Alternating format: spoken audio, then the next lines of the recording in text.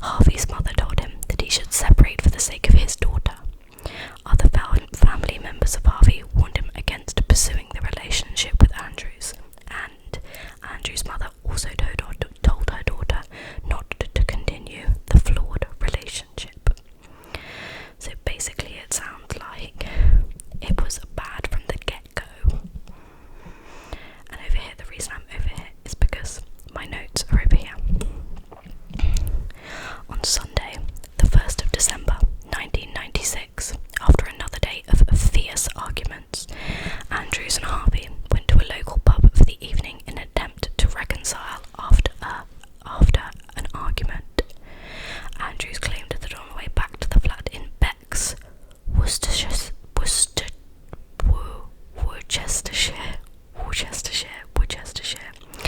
later that evening, the pair became involved in a road rage incident with two men.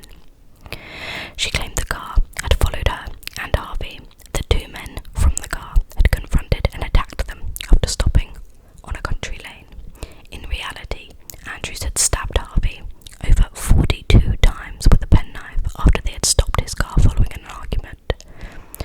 Harvey's sister later said that she knew from the time she was told about the murder that Andrews had in fact killed him. At the press conference on the 3rd of December, so just 2 days after he was murdered, Andrews elaborated on the supposed attack, saying that a fat man with staring eyes had stabbed Harvey after getting out of a Ford Sierra, in which he was a passenger. Over the next 2 weeks, police carried out investigations to track down Harvey's murderer.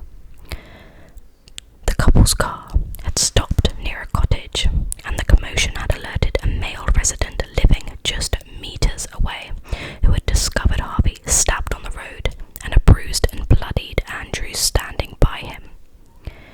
He, the male resident, ran back to the house to call the emergency services.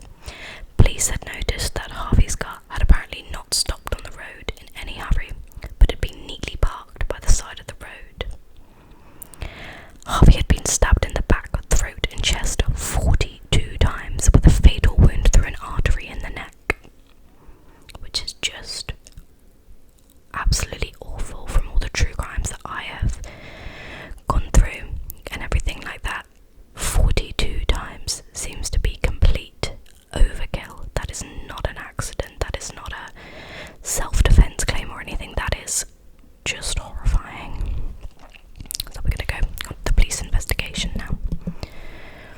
Although Andrew claimed that she and Harvey had been attacked in a road rage incident, in her press conference on the 3rd of December, she said that the driver of the attacker's car was not to blame and appealed for him to come forward, something which the police questioned, as the driver had supposedly facilitated the attack on Harvey. Andrews seemed to contradict her original statement, giving different times to her original story. Police had to step in and stop her while she told her story to the press. Police also noticed that Andrew has a lot to say for the person who is supposedly in shock. After the press conference, police began to question Andrew's story.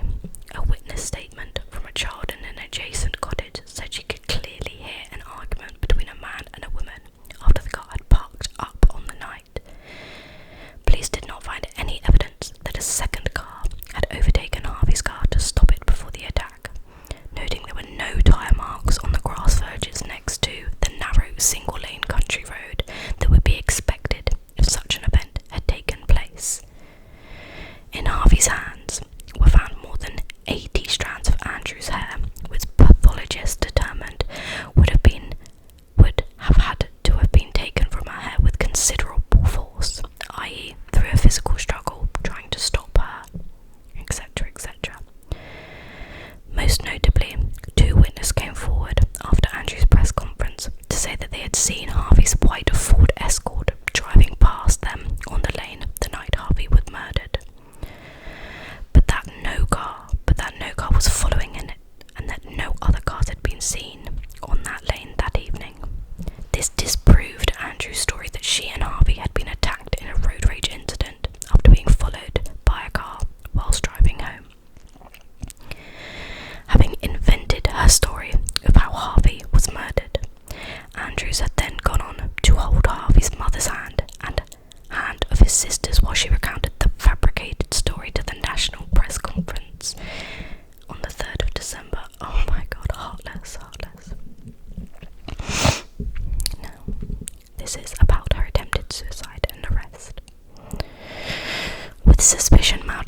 Andrews.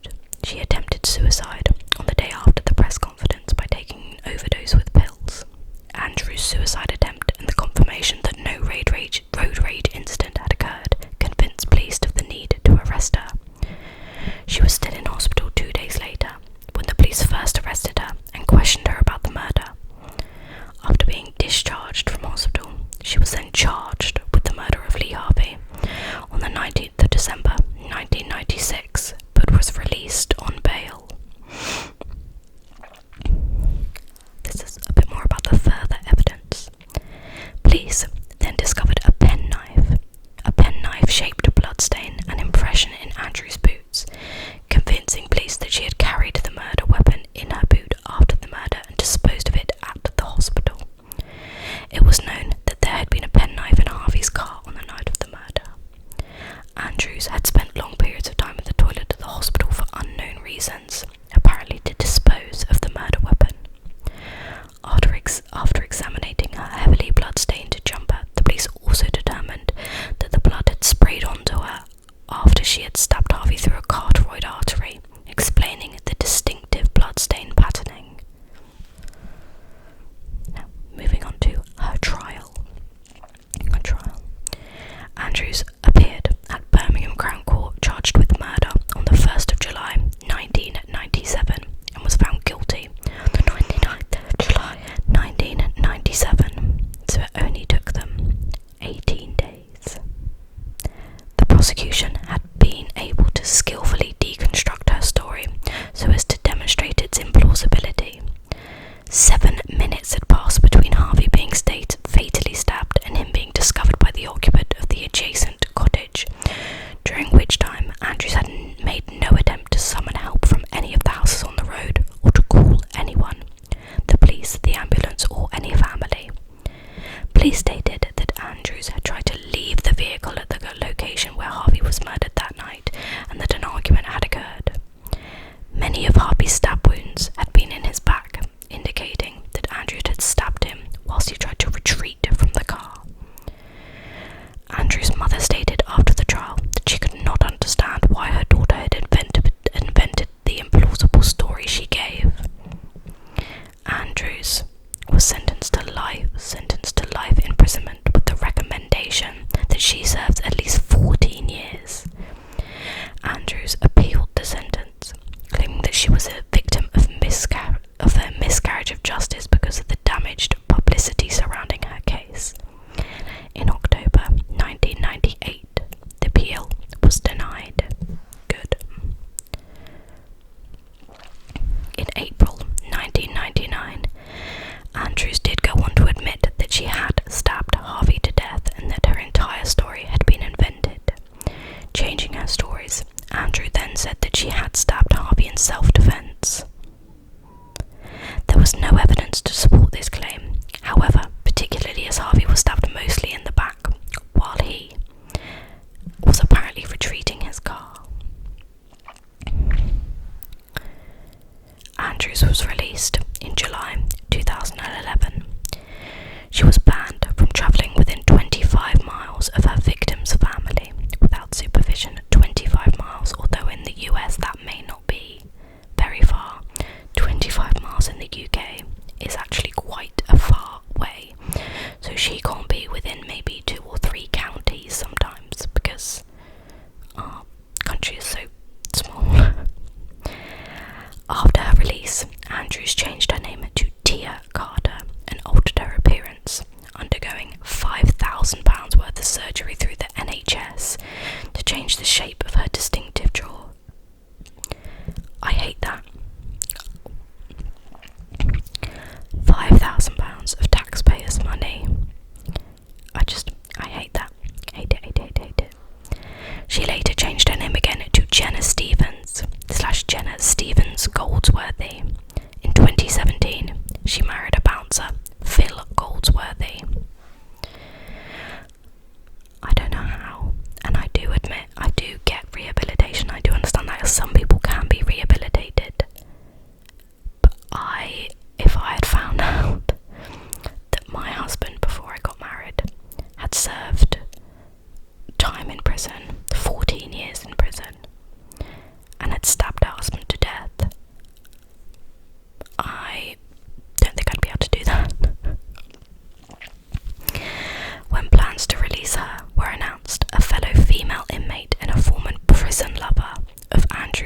Andrews had continued to act possessively and aggressively in relationships while in prison, revealing that Andrews had attacked and strangled her after speaking with her ex-girlfriend.